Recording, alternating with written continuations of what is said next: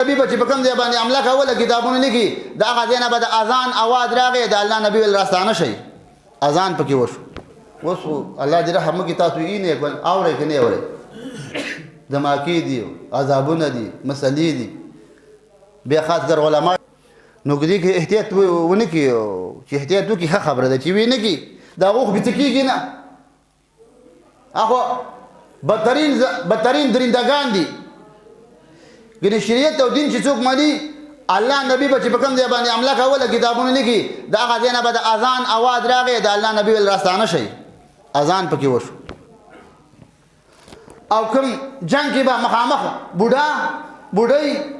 پیر ماشوم الله نبي ویل په دې به لاس نه اوچتوئ په جنگ کې ښځه او سړی